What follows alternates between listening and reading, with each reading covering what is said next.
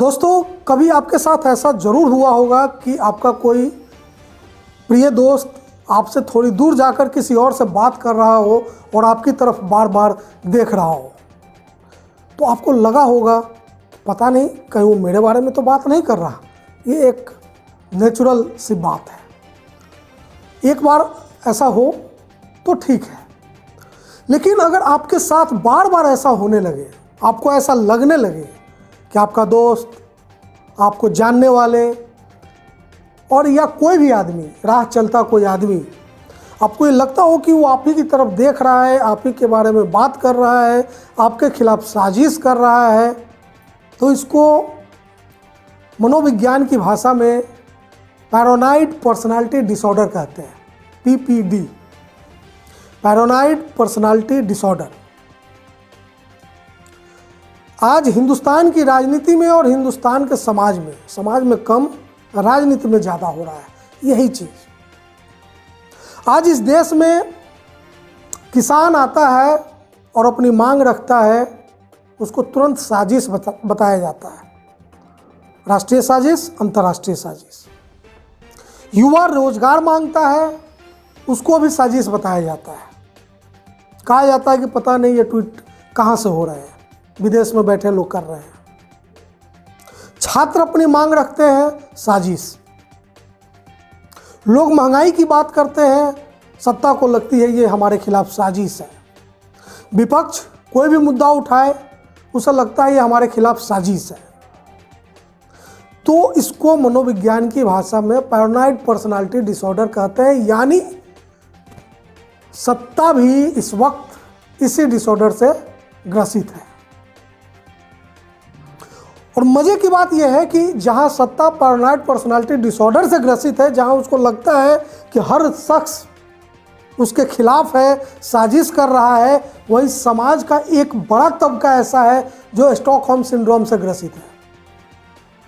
अब ये क्या बोला है स्टॉकहोम सिंड्रोम?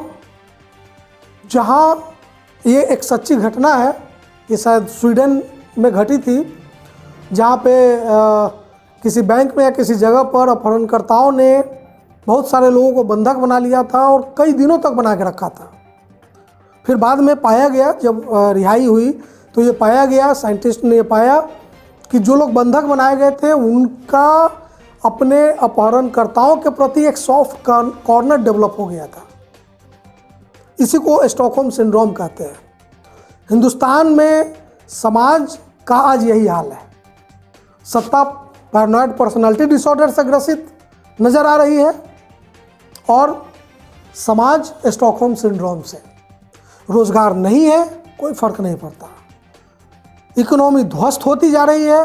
समाज इस बात से खुश है कि हमने अमेरिका को 15 लाख करोड़ का कर्जा दिया है, ऐसी खबरें आ रही है। छात्र, युवा रोजगार के लिए सड़क पे हैं, किसान उचित मूल्य और अपनी मांगों के लिए सड़क पे हैं, लेकिन समाज के एक बड़े तबके को लगता है कि नहीं, सब कुछ ठीक है और ये साजिश है सत्ता के खिलाफ। अब इस पैरानॉइड पर्सनालिटी डिसऑर्डर और स्टॉकहोम सिंड्रोम में फंसा देश कहां जाकर पहुंचेगा मुझे नहीं मालूम, लेकिन इस तरह का एटीट्यूड चाहे समाज का हो या सत्ता के लिए, पूरे देश के लिए कभी भी ठीक नहीं होने जा रहा है। और इसका ताज़ा मिसाल है जो डिजिटल प्लेटफॉर्म्स के लिए सरकार कानून लेकर आ रही है, जो गाइडलाइंस, कानून नहीं गाइडलाइंस लेकर आ रही है, वो अब इस पैरानॉइड पर्सनालिटी डिसऑर्डर ने इस कदर सत्ता को डरा दिया है कि अब वो किसी भी एक आवाज़ को, विरोध के, डिसेंट के वॉइस को सुनना पसंद नहीं करती, नहीं ना चाहती है। इसलिए अब IB मिनिस्ट्री और IT मिनिस्ट्री दोनों ने संयुक्त रूप से कुछ गाइडलाइंस बनाए हैं जो डिजिटल प्लेटफॉर्म्स को, डिजिटल मीडियम को इतना दबाएंगे आने वाले टाइम में, उसके जरिए, उन गाइडलाइंस के जरिए कि डिसेंट वॉइस के लिए शायद कोई जगह न बचे। उस दिन स्टॉकहोम सिंड्रोम से ग्रसित हमारा समाज भी इस बात को समझेगा कि हमने अपने अपहरणकर्ताओं के खिलाफ सॉफ्ट कॉर्नर डेवलप करके क्या खोया क्या पाया। नमस्कार।